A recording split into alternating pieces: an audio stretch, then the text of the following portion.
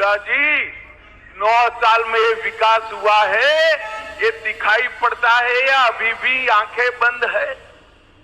आपने क्या किया था? भय, भ्रष्टाचार और भूख का शासन दिया था।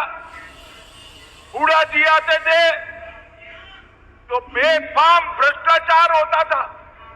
दामाद की सेवा में हरियाणा की भूमि की नीलामी होती थी और चौटाला जी आते थे तो कानून और व्यवस्था की परिस्थिति खराब हो जाती। ये दोनों ने सरकारी भर्तियों में भ्रष्टाचार तो किया ही, अपने चट्टो बट्टों को नौकरी देने का काम किया।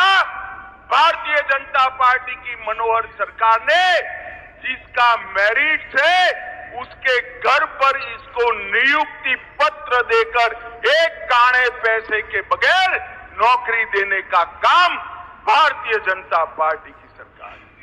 एक आता था तो अपने जिले का विकास करते, दूसरा आता था तो अपने जिले का विकास करता था। मगर भारतीय जनता पार्टी ने पूरे हरियाणा का विकास करने का काम भारतीय जनता पार्टी ने किया है। दरबारी दामाद और डीडर की 3D सरकार से भारतीय जनता पार्टी ने बहुत बड़ा परिवर्तन लाकर हरियाणा को विकसित राज्य बनाने का काम किया है।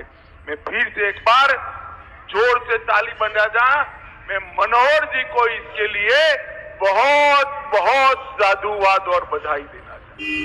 हरियाणा जैसे राज्य में से करप्शन समाप्त करना, भाई भतीजावाद समाप्त करना, हरियाणा जैसे राज्य की कानून और व्यवस्था को ठीक करना बहुत कठिन कार्य था।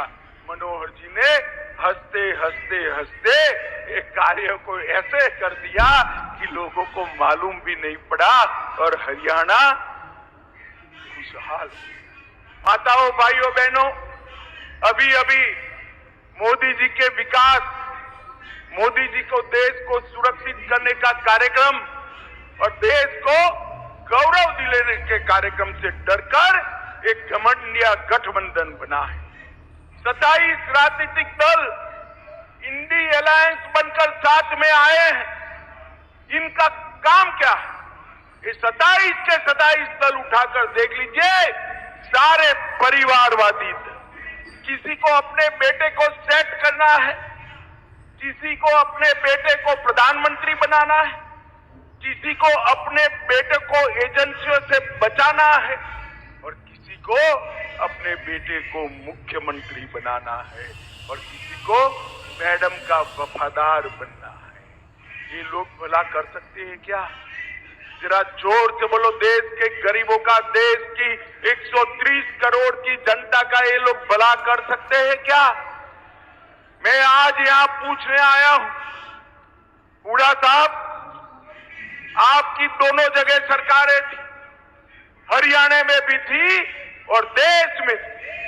सोनिया मनमोहन सरकार ने 10 साल के अंदर हरियाणा को सिर्फ 40,000 करोड़ रुपया डिवोल्यूशन और ग्रांट इन एड के माध्यम से दिया था। कितना दिया था बोलो तो भाई? 40,000 करोड़। कितना?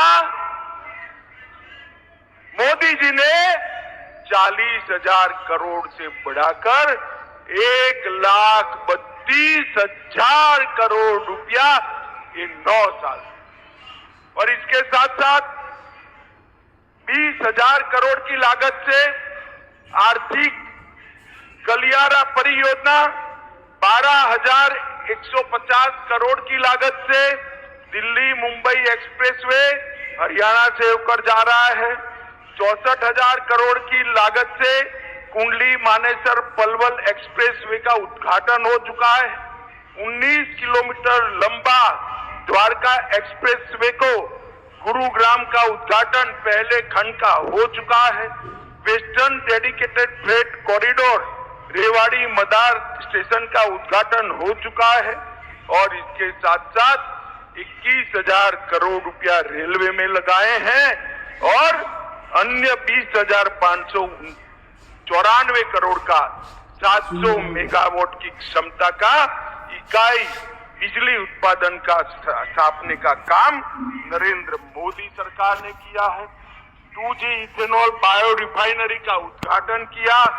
700 मिलियन अमेरिकी डॉलर की लागत से 886 एकड़ में मल्टी मॉडल लॉजिस्टिक पार्क बनाने का काम भी ये भारतीय जनता पार्टी की सरकार ने किया। मित्रों, कांग्रेस पार्टी कभी भी न हरियाणा का विकास कर सकती है न देश का विकास। मुझे बताइए, आने वाले चुनाव में फिर से एक बार मोदी जी को प्रधानमंत्री बनाएंगे?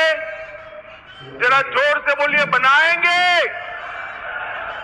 कमल के निशान पर बटन दबाएंगे? हरियाणा की सभी सीटों पर कमल खिलाएंगे? तो मेरे साथ दोनों हाथ उठाइए, उठाइए दोनों हाथ, विजय के विश्वास की मुट्ठी बींचिए और प्रचंड आवाज से बोलिए, भारत माता की, भारत माता की।